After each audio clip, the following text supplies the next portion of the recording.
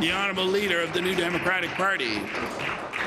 My question, Mr. Speaker, is for the Premier. Yesterday, the NSGEU released a survey on the work lives of nurses, and the results were troubling. 84% of nurses surveyed said they have experienced physical or verbal threats or acts of abuse from those they care for in the last 5 years. 35% have sustained injuries at work over the same 5-year period, and only 12% said that they feel safe at work.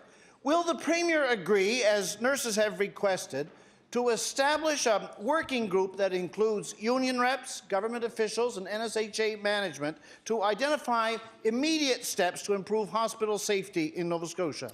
The Honourable Premier. Mr. Speaker, I want to thank the Honourable for the question. Mr. Speaker, the survey I saw today, it came out 32% of the nurses responded to that survey. The numbers when it comes to challenges at workplace are certainly concerning, Mr. Speaker, alarming. He would also know situations that happen in other hospitals where we worked with the NSGEU, Mr. Speaker, to do that exact thing. How do we make a workplace safer? How do we continue to make sure not only from the clients that are in there, Mr. Speaker, but those of us who present ourselves as we walk into either no patients or an emergency room. We'll continue to work with our partners so that we can address the very concerns that the survey have raised. The Honourable Leader of the New Democratic Party.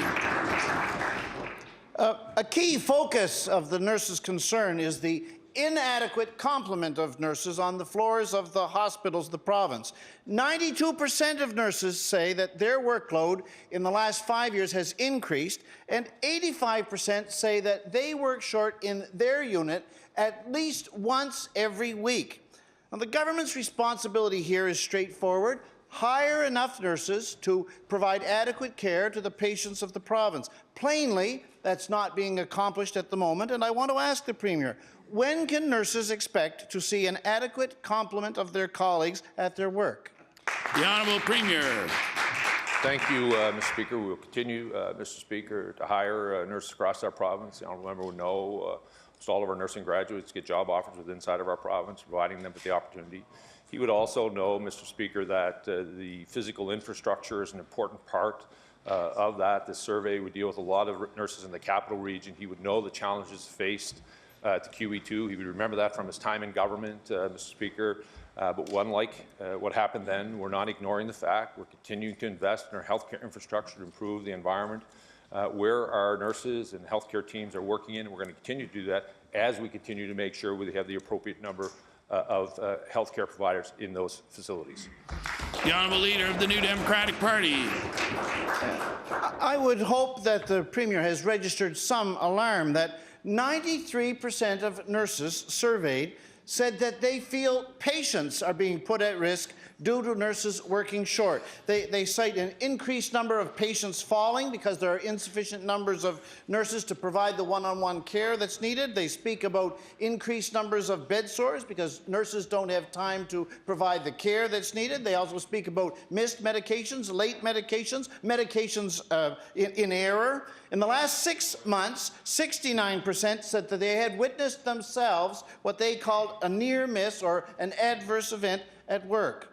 Mr. Speaker, the NSGEU has invited the Premier to job shadow a nurse to improve his understanding. I think he should take them up on it. Will he? The Honourable Premier. Thank you, Mr. Speaker. Mr. Speaker, I want to thank all those nurses across our province that continue day in, day out, provide supports to our families. I want to provide those healthcare teams that are working with them to continue to ensure that we are able to provide care for those Nova Scotians who require our support. I also want to say to them, we'll continue to make the investments in your workplace and physical infrastructure that is long overdue. Quite frankly, I, like them, share the fact that much of this physical infrastructure should have been improved a decade ago, but it wasn't. We'll continue to work with them, and at the same time, we'll continue to work with their representatives to ensure that we have the right complement of healthcare professionals in those facilities.